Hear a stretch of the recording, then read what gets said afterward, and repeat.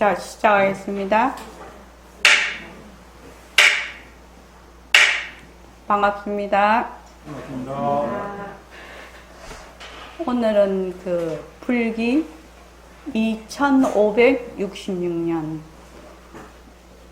불기는 부처님께서 돌아가신 해로부터 이제 칩니다. 보통은 탄생으로부터 이렇게 치지요. 그런데 이제 불기는 인멸하신, 돌아가신 해부터 칩니다. 그런데 이제 저희 선원에서는 백봉 선생님 계실 때부터 48절이라고 했어요. 부처님 오신 날은 말하자면 틀린 것이다, 틀린 말이다. 왜냐하면은 진짜 부처는 모습이 없어서 나고 죽고 오고 가는 것이 끊어진 자리라. 그래서 이제 48절이라고 해야 맞다.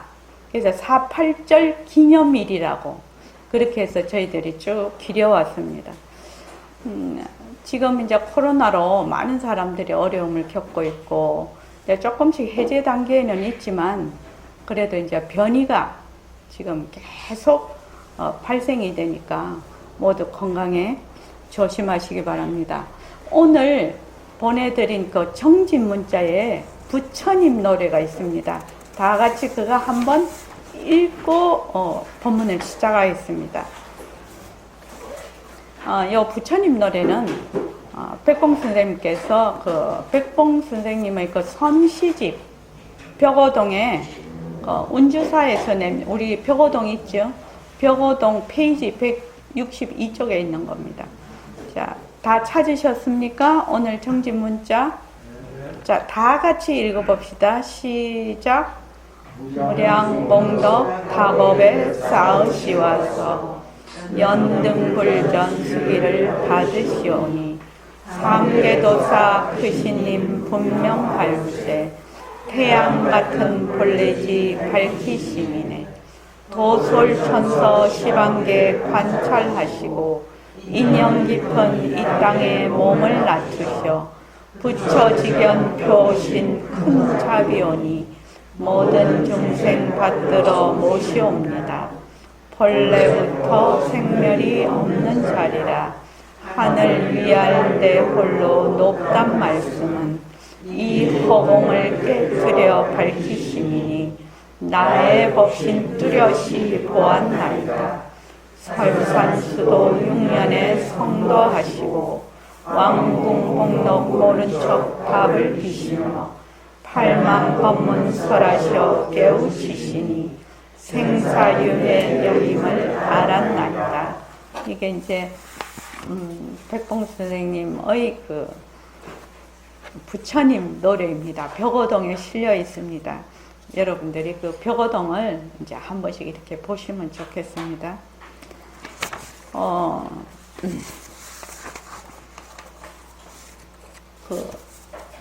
부처님의 탄생서부터 우리가 조금 알아야 될 필요가 있습니다. 부처님께서는 현 네팔 남부 히말라야 산맥 기슭의 카필라 성이라는 작은 나라에 슈도다나 정반왕이라고 이렇게 번역이 되어 있습니다. 정반왕과 마야부인 사이에서 태어나셨어요. 부처님께서 태어나실 때 마야 부인이 태몽을 꿈을 꾸셨는데 하얀 코끼리가 옆구리로 들어오는 꿈을 꾸셨다고 합니다. 그래서 이제 마야 부인이 쭉 이제 데바다하에 있는 친정으로 출산하러 가던 중 룸비니 동산에서 산기를 느껴가지고 그래서 경전에는 오른쪽 옆구리로 출산을 해서 부처님께서 태어나시자마자 사방으로 7걸음을 걸으시고 걸음마다 수레바퀴 같은 연꽃이 피어났다. 그렇게 되어 있습니다. 경전에. 그래서 오른손은 하늘을 가리키고 왼손을 땅을 가리키면서 천상천하 유아독존 삼계 계고 아당 안지 이렇게 얘기를 하셨어요. 그러니까 하늘 위 하늘 아래 나 홀로 가장 높네.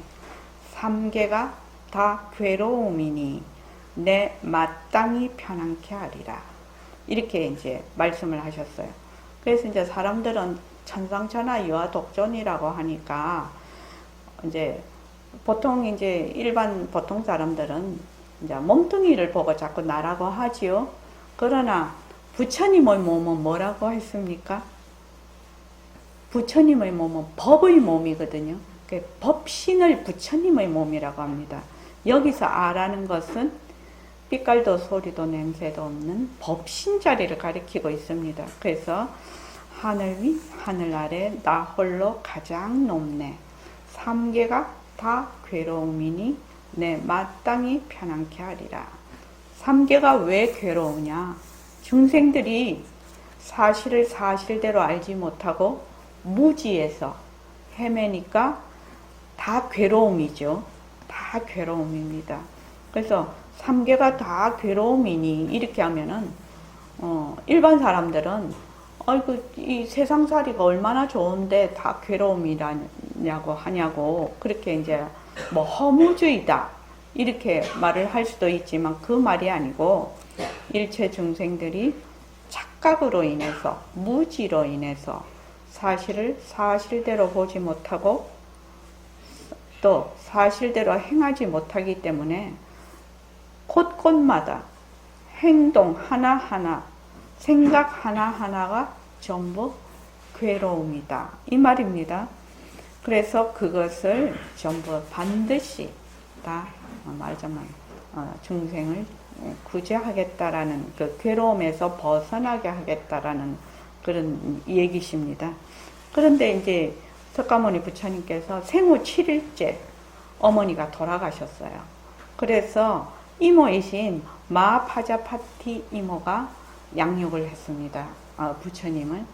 그러니까 이제 그래도 엄마가 키우는 거하고 이모가 키우는 건 좀 다르겠죠. 아무래도.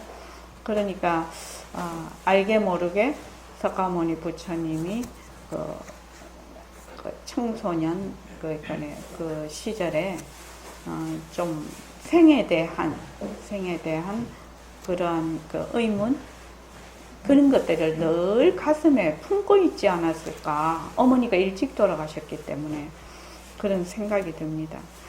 그래서 석가모니 부처님의 원래 성명은 고타마 시타르타라고 합니다.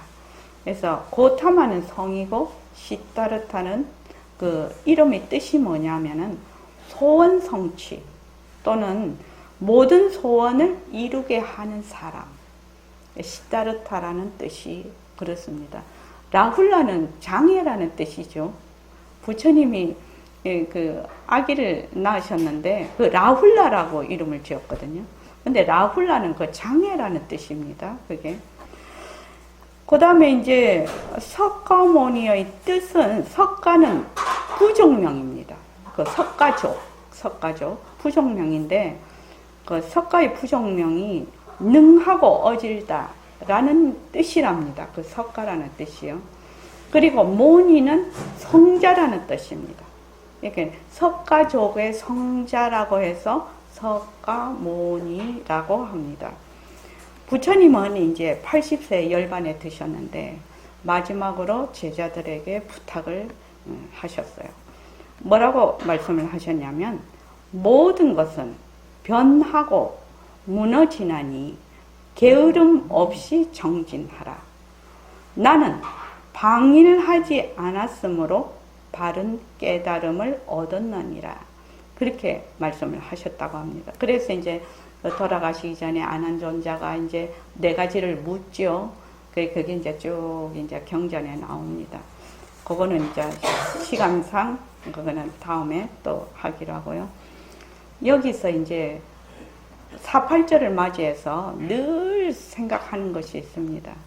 우리가 여기도 보면 나무, 3개 도사, 3개의 그 도사니까는 그 사가 그거죠. 저기 스승이라는 뜻이죠. 스승이신 사생자부. 그러니까 사생이라는 것은 태난스파를 이야기하죠. 그러니까 중생들이 나타나는 그 사생의 자비로운 아버지란 뜻이죠. 부모님이란 뜻입니다. 그래서 시야, 나의 본래의 시야 본사, 진짜 나의 스승이신 석가모니 불, 이렇게 지금 우리가 그걸 읽으면서 이제 석가모니 불을 정근을 하게 되는데, 석가모니 부처님의 은혜가 정말로 가슴에 새겨야 될 것. 우리는 이제 지금 두 분의 스승을 모시고 계세요. 석가모니 부처님, 그 다음에 백봉 선생님. 이 두 분의 스승을 자기가 태어나서 그 마음속에 그런 딱 중심을 잡는, 내 인생에 정말 중심을 잡아주는 스승을 모신다는 것은 엄청 행복한 일이고 행운입니다. 정말로 행운입니다. 저는 행운이라고 생각이 들어요. 그래서 그 스승의 가르침이 늘 길을 안내하고 내가 흐트러졌을 때도 바로 세워주고 늘 그렇게 하시는 것이 스승이시거든요.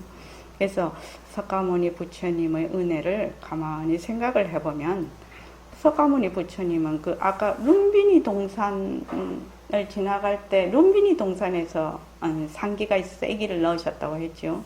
그래서 길에서 태어나셔서 또 돌아가실 때도 길에서 돌아가셨습니다.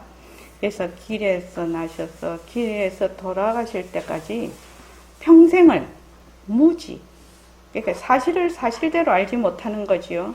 그러니까 착각을 해서 늘 뒤바뀐 생각으로 해서 사는 고통받는 중생들이 고통에서 벗어나서 참답게 살기 위해 가르치고 행하신 그 지혜와 자비입니다. 부처님의 큰 은혜 중에 첫 번째가 지혜와 자비입니다. 밝은 지혜와 정말로 그 하나로서의 그 자비. 그 지혜와 자비는 공부하는 사람들의 가장 큰 덕목이에요. 어떤 분들은 이제 지혜만 자꾸만 이렇게 하면 된다고 생각을 하는데, 지혜를 자꾸 닦으면 무엇이 일어나냐면 자비가 저절로 일어나야 됩니다. 왜냐하면 우리가 한 뿌리잖아요. 우리의 모든 성품이 하나거든. 부처와 중생이 하나고 중생이 전부 다 하나거든. 본래 면목이. 그러니까 너와 내가 전부 다 그 뿌리는 하나지. 현상으로는 다르게 나타나도. 그러니까 뒤바뀐 생각을 하고 잘못된 생각을 하고 그냥 어떤 사람이 몸뚱이를 나다 하고 또 자기의 그 이기적인 것으로 해서 남을 다치게 하고 그렇게 하는 것을 보면 굉장히 뭐라고 하나 자비심이 일어나죠. 왜? 너와 내가 둘이 아니라서 그렇거든요. 그래서 반드시 지혜를 닦으면 자비가 일어나게 되어 있습니다. 또 자비심이 강하면 내가 정말로 많은 사람들을 행복하고 참답게 살게 하기 위해서 더욱더 내가 정진을 해야 되겠다. 더욱더 지혜를 길러야 되겠다라는 마음이 또 일어납니다. 그래서 지혜와 자비는 그 수레의 한 축에 있는 두 바퀴와 같고 새의 두 날개와 같아요. 그래서 하나가 말하자면 제대로 발달이 안 되면 어떻게 되느냐? 새가 날지를 못하지요. 새가 날지를 못합니다. 또 수레도 이렇게 가지를 못합니다. 그래서 두 개가 동시에 이렇게 쭉 이렇게 시너지 효과를 일으키면서 발전을 하게 됩니다. 그 다음에는 이제 두 번째는 뭐냐면은 부처님의 이런 가르침이 없었다면 우리가 나 스스로 이 도리를 깨달을 수 있을까? 이겁니다. 그러니까 부처님께서 당신께서 그 육륜고행하시고 수없이 많은 고행하시고 지혜를 이렇게 제자들한테 가르치셨죠. 처음에는 이제 처음에 깨달으셨을 때는 너무 그 진리가 깊어서 사람들이 도저히 말을 해도 못 알아들을 것 같은 거예요. 부처님께서 부처님 생애를 보면. 그래가지고, 이 법을 말하자면, 전할 수가 없지 않겠나, 이렇게 부처님께서 생각을 하실 정도였거든요. 그러니까 이제 범천에 왕이 와서 꼭 전해달라고 그렇게 이제 부탁을 하는 장면이 있는데, 그래서 보통 우리가 생각을 하기에 이 세상에 살 때, 이 세상이 있고, 내가 있고, 네가 있고, 모든 것이 실제하고, 그거는 막 기본이라, 우리가 생각하는 기본이라요. 기본인데, 이 세상과 나라는 것이 전부 다 허망한 것이다. 허망한 것이고, 실제로 우리의 성품자리가 있다. 그거는 영원 불변한 자리다. 나고 죽고 하는 것이 아니다. 이렇게 이제, 얘기를 이제 그걸 가르치시려고 하니까 사람들이 잘 못 알아듣겠죠. 처음에는 잘 못 알아들을 것입니다. 그러나 그때는 이제 부처님의 육신이 계시고 그랬기 때문에 부처님을 이렇게 육신을 뵙는 것만으로 30 이상 80종호를 뵙는 것만으로 이게 그냥 감화가 되고 그렇게 됐다고 합니다. 그런데 이제 우리는 지금 말법 중생이거든요. 그렇지 않거든요. 그렇지 않은 가운데서 우리가 이 공부를 해나가야 된다는 겁니다. 그러려면 어떻게 해야 되느냐? 바르게 알아야 된다는 거예요. 처음에 부처님의 가르침이 어떤 것이라는 것을 이론적으로 바르게 알아야 되는 것이 1번이에요. 바르게 알아서 그것을 기본으로 해서 수행을 해나가야 됩니다. 그렇지 않으면 부처님이 뭐라고 말씀을 하셨는지도 모르는 상태에서 가면 곤란하다 이 말이죠. 그래서 부처님의 가르침이 없다면 어찌 스스로 이 도리를 깨달을 수 있겠는가. 그래서 이 도리는 뭐냐면은 부처님의 성품과 중생의 성품이 하나라는 겁니다. 우리는 부처님은 저 위에 계시고 우리는 저 밑에 있는 땅바닥에 있는 중생이니까 언감생신 부처님하고 어떻게 같이 된단 말고 이렇게 생각을 하지요. 그러나 변하는 모습으로는 둘이죠. 현상으로는 둘이나 본래의 본래 면목자리, 본래의 그 자리는 하나라는 겁니다. 그런데 이것이 너무너무 충격적인 얘기예요. 보림선언에서는 하도 많이 들어놓으니까 여사로 듣지만 처음에 이제 부처님에서 부처님을 이미지화하고 형상화하고 어떤 부처님은 저기 따로 계시고 나는 따로 있고 이런 이원론적으로 이렇게 보는 거기에 이제 익숙해 있으신 분들은 부처님의 성품과 내 성품이 하나다. 이러면은 뭐라고 할까? 그걸 뭐라고 하지요? 불손하게 해서 하는 죄를 뭐라고 하지? 불경죄. 불경죄에 걸릴 것 같은 거예요. 그렇게 하면은 지옥 갈 것 같거든. 근데 그렇지 않다라는 거죠. 부처님께서 벌써 딱 태어나셔서 천상천하 유아독존, 또 삼계계고 아당안지 이래죠. 천상천하 유아독존이 부처님만 천상천하 유아독존이 아니고 너도 나도 개미도 개도 전부 천상천하 유아독존의 성품을 가지고 있다라는 것을 알려주시는 거죠. 근데 이거는 말하자면 천지가 개벽하는 일입니다. 실은. 그래서 부처님과 우리는 뿌리가 하나다. 우리는 본래 부처다. 본래 부처다. 깨달음은 부처님이나 보살님의 그 전유물이 아니다. 우리 같은 중생들도 얼마든지 깨달을 수가 있다. 왜? 부처님 성품하고 내 성품하고 똑같으니까. 그래서 우리의 본래 성품은 모두 깨달은 자리다. 내 성품은 본래 깨달은 자리다. 그래서 우리는 우리의 본래 성품을 되밟혀서 깨달을 수 있다.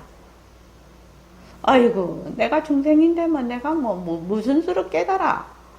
이렇게 하는 사람이 불교 신자 중에서도 99.9%예요. 99.9%예요. 우리 이제 보림선언에서는 여사로 얘기를 하니까 그렇지. 보통 일반 그 불교 신자들한테 가면 언감생심입니다, 이거는. 그런데 우리는 우리의 본래 성품이 깨달은 자리이기 때문에 지금은 그 뒤바뀐 생각으로 이렇게 구름이 덮여 있어요. 구름이 덮여 있지만 우리는 구름만 걷어내면 본래 그 자리로, 깨닫는 자리로 내가 아주 회귀를 할 수가 있다.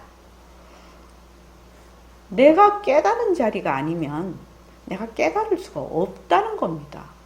깨달음을 어디서 갖고 온다면 우리는 못 깨달아요. 그러나 본래 우리는 깨달은 자리. 본래 우리는 깨달은 자리. 부처님의 성품과 내 성품과 네 성품이 본래 둘이 아니다. 이거는 부처님의 가르침 중에서도 아주 핵심. 여기에서 모든 것이 부처님의 그 가르침의 그 이론이 전개가 되는 겁니다. 실은. 그래서 모든 중생들에게 너는 생사를 굴리는 누리의 주인공이다. 너는 말하자면 중생이라서 진흙탕에서만 굴리다가 그냥 죽어가는 그런 말하자면 존재가 아니라는 겁니다. 그런 존재가 아니다. 너는 생사를 굴리는 허공과 같은 누리의 주인공, 누리의 대표자, 누리의 대표자. 각각의 사람이 전부 누리의 대표자야. 누리의 대표자. 이거를 말씀을 하신 겁니다. 그러니까 만약에 부처님께서 이렇게 말씀을 안 하시고 앵간한 사람이 그렇게 해서 우리 믿지 않았겠죠. 그런 말씀을 어떻게 믿겠어요? 그러나 부처님께서 그렇게 말씀을 하셨기 때문에 우리는 기본적으로 본래 나는 부처님과 성품이 하나다라고 뭐 해야 된다? 콱 믿고 그 다음 공부를 해야 되거든. 그런데 이것을 처음부터 이렇게 딱 얘기를 하면 콱 믿는 사람이 있는데 어떤 사람은 콱 안 믿어져. 콱 안 믿어져요. 콱 안 믿어지면 어떻게 해야 되느냐? 콱 믿어지도록 자기가 열심히 공부를 해야 되겠죠. 이론적으로 또는 수행을 해서 이거를 어째서 내가 부처님과 성품이 같은 자리고 그 생사를 굴리는 누려의 주인공 자리인가에 대한 이론적인 체계가 서야 되겠죠. 그리고 이제 지금 의학과 과학이 많이 발달이 되어 있으니까 그 정보나 지식을 동원을 해서라도 내가 이해를 해야 된다는 겁니다. 이해를 해서 우선은 그것이 믿어져서 그 믿음 하에서 출발이 돼야 공부가 어떻게 하냐면 방향을 잃지를 안 해요. 안 그러면 방향을 잃어버려요. 그냥 모순놀이로 돌아가 버려요. 그래서 이것이 부처님의 가장 큰 은혜가 아닌가. 그러면 현 시대, 지금 우리가 살고 있는 시대에 부처님의 가르침이 어떻게 적용이 되는가. 또 이것이 굉장히 중요한 얘기죠. 부처님의 그 가르침이 아주 아무리 좋다고 해도 내가 지금 실제로 살아가는데 적용이 안 된다면 그건 곤란하다 이 말이죠. 그래서 제일 첫째가 뭐냐면은 모든 모습은 인연과 조건에 따라 일어나고 사라지는 상호 의존적 관계라는 겁니다. 모든 모습은 어떤 실체가 있어서 그 자체성이 있어서 지 혼자 그냥 툭 생기는 것이 아니라 인연과 조건에 따라 일어났다, 인연과 조건이다 하면 사라지는 상호 의존적인 관계다. 이것을 뭐라고 하느냐? 연기법이라고 해요. 연기법. 요 연기법에서 뭐가 있냐면 공성이라는 그 공리가 발생이 됩니다. 그래서 연기법과 이 공리는 뗄래야 뗄 수가 없는 그런 이치입니다. 그래서 연기법과 공리에서 뭐가 나오냐면 중도가 나와요. 중도. 그래서 우리가 이제 모습 공식을 하게 되죠. 모습은 자체성이 없고 변하고 헛것이고 머물 수가 없다. 상호 의존적이고 상호 연계적이다. 그러면 우리가 지금 현재 지구상에서 살고 있는 모든 사람들이 당면에 있는 과제, 지금 코로나 바이러스도 마찬가지입니다. 옛날에는 동물들하고 야생이죠. 야생 동물들하고 또 사람이 사는 곳하고 상당히 경계가 있었다고 합니다. 경계가 있어서 동물은 동물의 그 바이러스, 자기의 그 면역 체계를 가지고 있고 사람은 사람이 가지고 있는 면역 체계가 있어요. 근데 이제 사람이 이제 욕심을 자꾸 부려가지고 이 경계를 자꾸 허무는 겁니다. 개발이라고 해가지고 자꾸 이렇게 허물어가지고 야생동물하고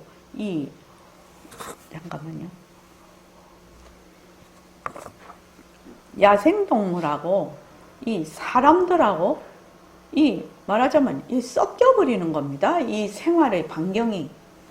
이번에 이제 그걸 보니까 돼지의 심장을 사람에게 이식을 했더만요. 근데 그분이 한 2달 살다가 돌아가셨어요.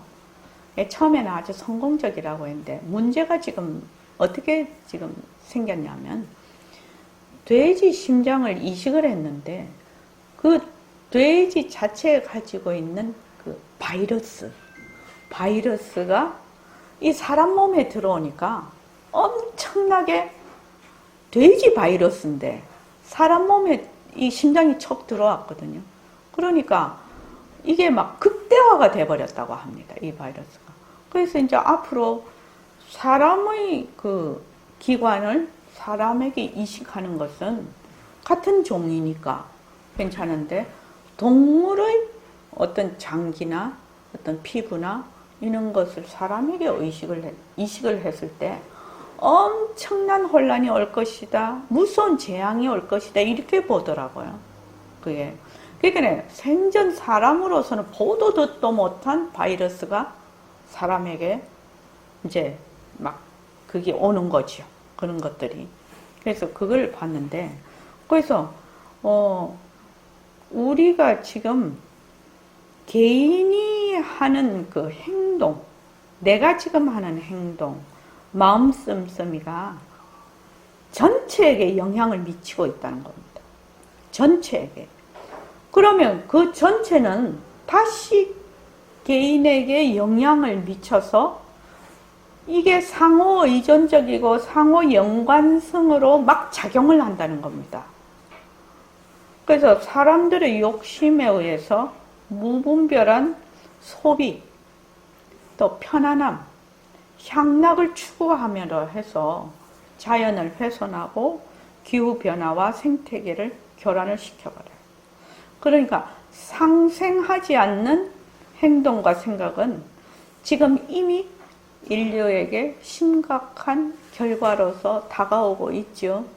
그래서 지구가 이런 속도로 가면 2050년에는 아마 생명체에 엄청난 그 영향을 끼쳐서 생명체들이 살기 어렵지 않겠나 이렇게 보고 있더라고요. 근데 2050년이면 30년밖에 안 남았죠.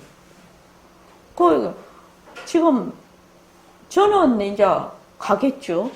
가겠는데 지금 한 50살 되는 사람도 살아있을 확률이 굉장히 많거든요. 50대면 80밖에 안 되는데 야 이거 큰일 났다. 큰일 났다. 그런 이제 지금 그래서 지금이라도 하나가 전체이고 전체가 하나임을 우리가 명심하고 행동하고 정말로 검소하게 하고 이렇게 해야 된다. 하나가 전체이고 전체가 하나이다. 그 다음에 두 번째는 뭐냐면 똑같은 그건데 우리는 뿌리가 하나라는 겁니다. 그러니까 하나의 생명체라는 거죠. 하나의 생명체. 그래서 지금 디지털 시대가 이게 얼마나 앞으로 5년, 10년 뒤에는 제가 그 얘기를 듣고 요새는 웬만한 건 앱으로 다 사지 않습니까? 근데 저는 그런 걸 사용을 잘 못하거든요. 그래서 나는 나중에 시장도 잘 못 봐먹겠다 이렇게 우스갯소리 했는데 요새 이제 애들 그 10대 그 애들은요 이렇게도 한답니다. 메타버스의 그 아바타 자기와 같은 아바타를 만들어서 그러면 얘도 아바타가 있고 얘도 아바타가 있을 거 아니에요. 그러니까 얘 둘이를 말하자면은 친구를 하는 거예요. 그러면 사람과 사람이 만나는 것이 아니라 이게 아바타하고 만나는 겁니다. 그렇게 이제 그게 아주 걔들은 많이 일상화가 돼 있다고 하던데 저는 이제 그런 세대가 아니니까 잘 모르겠습니다. 그래서 종교가 다르고 인종이 다르고 돈이나 지위 명예들이 다르다는 그 분별로 차별하고 갈등하고 막 싸우지요. 그래서 생명이 하나라는 깊은 통찰이 필요한데 저번에 2년 전인가 일어난 N번방 사건 이런 것은 내 생명과 똑같은 저 사람도 똑같은 생명이다. 똑같은 존엄성이 있다. 그 존엄성이 말하자면 유지되어야 하고 말하자면 존경되어져야 한다는 그런 것이 없는 거지요. 사람을 하나의 도구로 써버리니까요. 그래서 이제 디지털 시대가 발전하면 발전할수록 이 휴머니티, 생명이 하나라는 거, 이 휴머니티가 굉장히 강조되는 덕목 중에 하나입니다. 이것이 강조가 안 되면은 인류가 자멸할지도 모릅니다. 실은요, 지금요. 그래서 부처님의 그 가르침이 오늘날에 어떻게 적용되는가, 그것이 이제 가장 중요한 그거를 한번 말해봐요. 그래서 처음에 부처님의 은혜, 그 다음 부처님의 가르침이 우리의 지금 세상에, 살고 있는 세상에 어떻게 적용되는가. 세 번째는 그러면 내가 이 세상에 온 뜻이 무엇인가. 이것을 한번 생각해 볼 필요가 있다. 내가 이 세상에 온 뜻이 무엇인가. 내가 이렇게 모습이 나도 지나간 업력으로 인해서 그 업의 그 작용으로 인해서 이렇게 모습을 낮추었지요. 이 낮춘다라는 말이 상당히 재미있는 말이라요. 낮춘다라는 말은 그 본래의 그 성품 자리에서 인연과 조건으로 일어나는 하나의 현상을 낮춘다라고 하는데 그 낮춘다라는 뜻 안에는 그 낮춘 현상이 실체가 없다는 뜻을 내포를 하고 있어요. 그걸 낮춘다라고 합니다. 낮춘다. 그래서 변하는 몸뚱이하고 변하는 망심을 나라고 하면서 욕심내고 성내고 어리석음 속에 헤매다가 그대로 사라질 것인가? 이렇게 한번 질문을 해보는 겁니다. 자기 자신에게.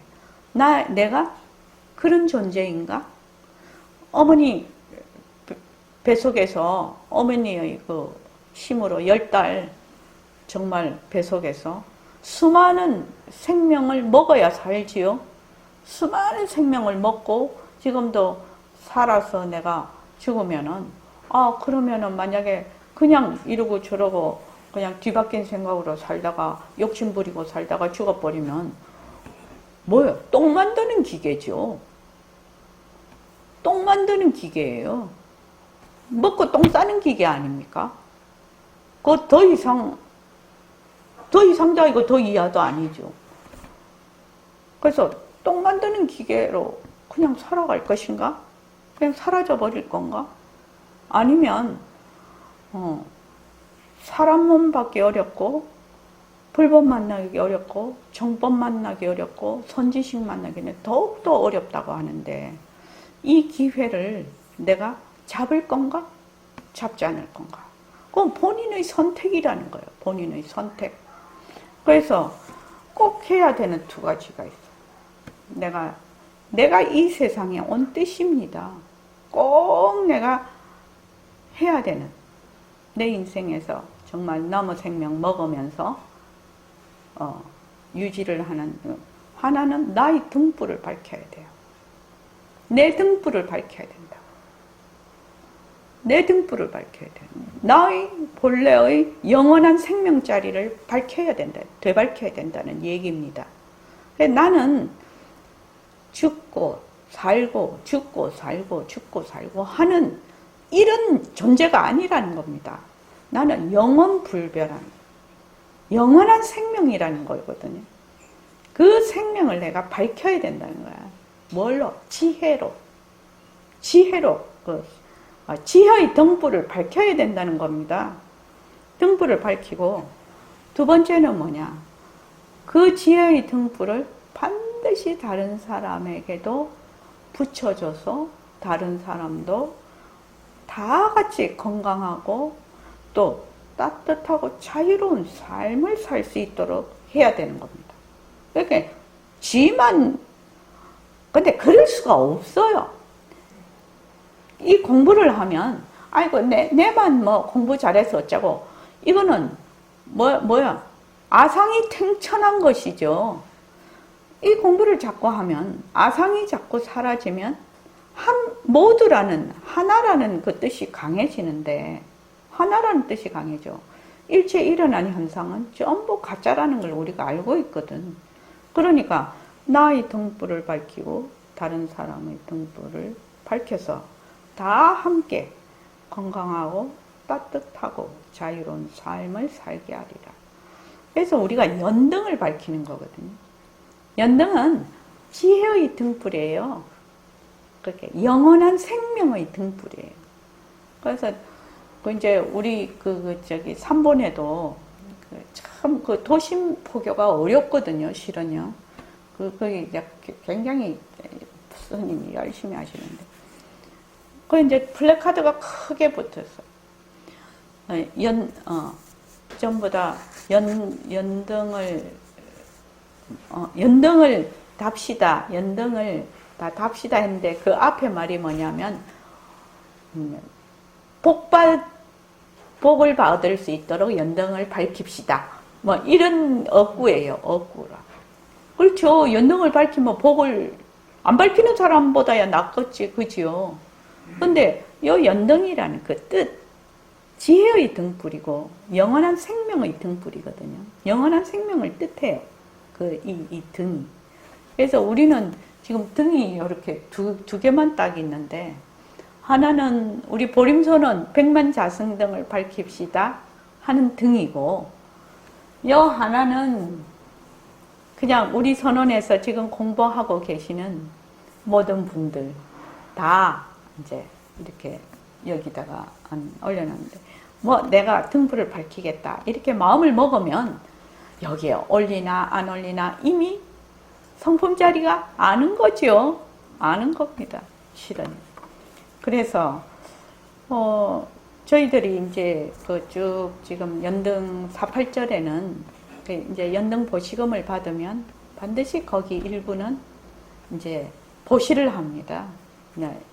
이제 각계각층으로 이제 많은 돈은 아니지만 매해 이제 작년에는 이제 대불련 건립 건물을 건립하는데 거기 이제 하고 원각사 저기 어디 거기 어디지? 저기 종로에 있는 무료급식소. 그 원각사가 그 무료급식소가 없어질 뻔했어요. 거기가. 그래서 이제 십시일반 전부 다 해서 이제 지금은 원각사가 그대로 이제 운영이 되고 있습니다. 거기에 이제 4.8절 날에는 꼭 거기에다가 보시를 합니다. 저희 선언, 보림선언, 서울선언 이름으로. 그래서 연등을 보시한 분들이 전부 다 그 보시금의 일부가 다 공덕이 될 수 있도록 그렇게 또 이제 올해도 또 할 것입니다. 그리고 이제 천일결사 그 100일 회양 금중에서 일부를 국경 없는 의사회, 지금 우크라이나 거기도 전쟁이 나고 굉장히 어렵습니다, 실은요.